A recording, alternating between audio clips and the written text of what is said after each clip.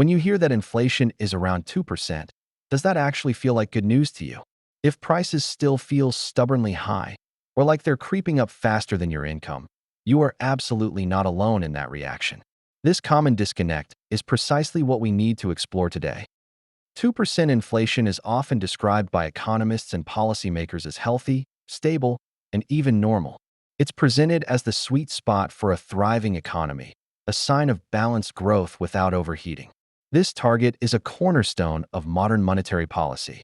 However, for many individuals, hearing this number doesn't bring relief or reassurance. Instead, it often sparks confusion, frustration, and a sense that something isn't quite adding up. Your lived experience might tell a very different story than the official statistics. This gap between the technical definition and your everyday financial reality can be deeply unsettling. It makes you question whether the economic data truly reflects your household struggles. Understanding this discrepancy is crucial for navigating your personal finances effectively. Let's start with the core idea behind this often cited figure. 2% inflation means that, on average, the prices of goods and services across the entire economy are expected to rise by about 2% each year. This isn't a random number, it's a carefully chosen target. It's vital to understand what this doesn't mean. It does not mean prices stay the same, nor does it mean prices will ever go down. Instead, it signifies a slow, continuous, and predictable increase in the cost of living over time. This subtle distinction is frequently overlooked. This gradual increase is considered beneficial because it encourages spending and investment, preventing the economy from stagnating. It also provides a buffer against deflation, a dangerous economic state where prices fall, leading to reduced spending and job losses. A little inflation keeps the economic gears turning smoothly. The 2% target isn't arbitrary. It's the result of extensive economic research and experience. Central banks, like the Federal Reserve, aim for this rate to achieve a delicate balance. Their goal is to foster economic growth while maintaining price stability. Too much inflation, like the high rates we've seen recently, erodes purchasing power rapidly and creates economic uncertainty. It makes it difficult for businesses to plan and for families to budget. Your savings lose value quickly, and future costs become unpredictable. Conversely, too little inflation or even deflation can be equally damaging. Deflation encourages consumers to delay purchases, hoping prices will fall further, which can cripple demand and lead to economic contraction. Businesses struggle to make profits, potentially leading to layoffs. Therefore, 2% is seen as the optimal rate to avoid these extremes. It provides enough incentive for economic activity without causing undue financial stress. It's a Goldilocks zone for economic health, designed to keep the economy humming along predictably. To truly grasp the impact of 2% inflation, let's use a simple, relatable example. Imagine an item, perhaps your favorite coffee or a staple grocery, costs $100 today. This is your baseline, a familiar starting point for understanding. With a consistent 2% inflation rate, that same item won't remain at $100 next year. It will cost approximately $102. This might seem like a small, almost negligible increase on its own, barely noticeable in your daily transactions. However, the effect of inflation is cumulative. It compounds year after year. The year after that, the item won't just add another $2. It will add 2% to the new price of $102, making it about $104.04. This subtle compounding is where the real impact lies. Over a decade, that original $100 item will cost roughly $122. After 20 years, it will be around $149. These small, quiet increases consistently erode your purchasing power, making your money buy less and less over time. This compounding effect is why 2% inflation can feel much more significant in your everyday life than it sounds on paper. It's a slow, steady drip that eventually fills the bucket, quietly but consistently increasing your cost of living. It's a powerful force that demands your attention. When economists talk about inflation, they often refer to the Consumer Price Index, or CPI. This index measures the average change over time in the prices paid by urban consumers for a market basket of consumer goods and services. It's a broad measure, designed to represent the typical household. However, This market basket is an average, and your personal basket of goods might look very different. For instance, if you spend a larger portion of your income on housing, healthcare, or education, sectors that often see higher than average price increases, your personal inflation rate could be much higher than the reported 2%. This is a critical point of divergence. The CPI also struggles to fully account for quality improvements or new products. A new smartphone might cost more than an old one, but it also offers significantly more features and capabilities. Adjusting for these changes is complex and can sometimes understate or overstate true price changes. This measurement gap is a major reason why the official numbers can feel disconnected from your personal financial reality. While the CPI is a robust statistical tool, it's a general indicator, not a personalized financial report. Your individual experience is valid, even if it differs from the aggregate data. This is precisely where many people feel misled, not because the official numbers are fake, but because of how they are often communicated. When the public hears low inflation or inflation is back to normal, they often instinctively expect a return to stability or even a decrease in prices. This expectation is entirely natural. However, what's actually being promised by a 2% target is slow, predictable change, not an absence of change. It means prices will continue to rise, just at a more manageable pace. The psychological impact of this distinction is profound, leading to a sense of disappointment. If your wages, savings, or fixed incomes don't grow at least at the same pace as inflation, even a low 2% can feel like a significant financial squeeze.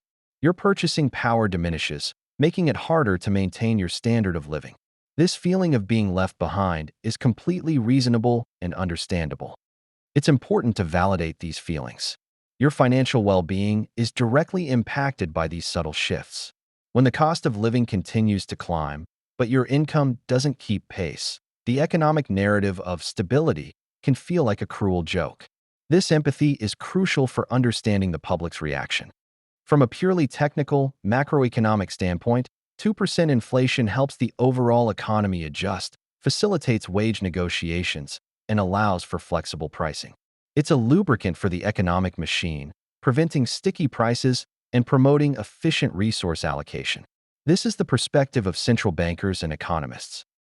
But from a household perspective, the reality is far more immediate and personal. It still means that prices for essential goods and services, like groceries, rent, utilities, and transportation, will continue to rise every single year. These are non-negotiable expenses that directly impact your budget. So, when inflation returns to 2%, it doesn't magically undo the past increases you've already experienced. It simply means that the rate at which prices are rising has slowed down compared to periods of higher inflation. The higher price levels are now the new normal, and they will continue to climb from there. This gap between technical economic success and practical household experience is where a significant amount of public frustration originates. It highlights the challenge of communicating complex economic concepts in a way that resonates with individual financial realities. Your daily budget doesn't care about averages. It cares about your specific costs. Once you truly understand this fundamental concept, the 2% inflation target starts to sound very different. It's not a promise that things will feel cheaper or that prices will stabilize at a lower level. Instead, it's a signal that the pace of price increases has slowed to a more predictable and manageable rate. This reframing is key. Understanding this doesn't magically make rising costs disappear from your budget. However, it does provide crucial clarity, helping to explain why good inflation news from official sources doesn't always translate into a feeling of financial relief for you. This knowledge empowers you to better interpret economic headlines. Clarity matters immensely, especially when it comes to your money and your financial future. Knowing that prices will continue to rise, even at a healthy rate, allows you to plan more effectively. It shifts your perspective from expecting price stability to anticipating gradual increases, which is a more realistic approach. This understanding is a powerful tool for personal finance.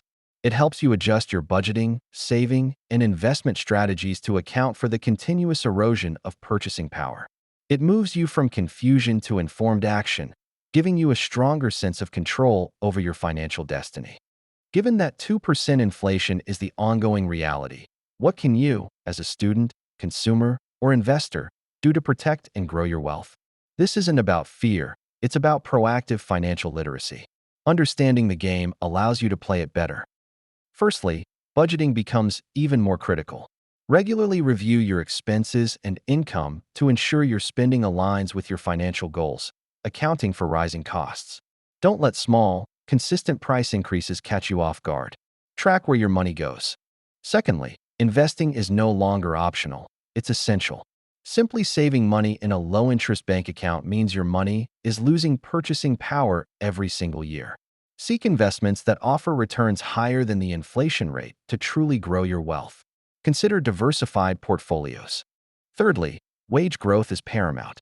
Advocate for regular salary reviews and raises that at least match, if not exceed, the inflation rate. Your skills and contributions should be valued in a way that keeps pace with the cost of living. Don't be afraid to negotiate for your worth.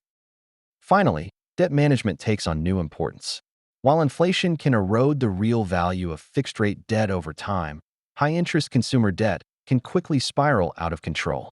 Prioritize paying down expensive debt to free up more of your income for essential spending and investments. On this channel, our goal isn't to create fear or frustration about economic realities. Instead, it's to empower you by clearly and calmly explaining how these complex economic ideas actually show up in your everyday life. We believe that knowledge is the first step towards financial well-being. We aim to bridge the gap between technical economic jargon and your personal financial experience. By breaking down concepts like inflation, interest rates, and economic growth, we hope to equip you with the understanding needed to make informed decisions for yourself and your family. Your financial future is too important to leave to chance. In future videos, we'll continue to break down these crucial economic concepts using real-world examples and practical advice. We'll explore topics like how different investments perform during inflationary periods, strategies for increasing your income, and understanding global economic trends. If there's a specific aspect of inflation, personal finance, or the broader economy that you'd like explained more clearly, please don't hesitate to share your questions and ideas in the comments below. Your input helps us create content that truly serves your needs. Take control of your financial narrative today. Hit that subscribe button and turn on notifications so you don't miss our next video. Share this with anyone who feels confused by economic headlines. Let's build a community of financially savvy individuals together, one clear explanation at a time. Thank you for spending these valuable minutes with us, and we hope you have a blessed and financially empowered day.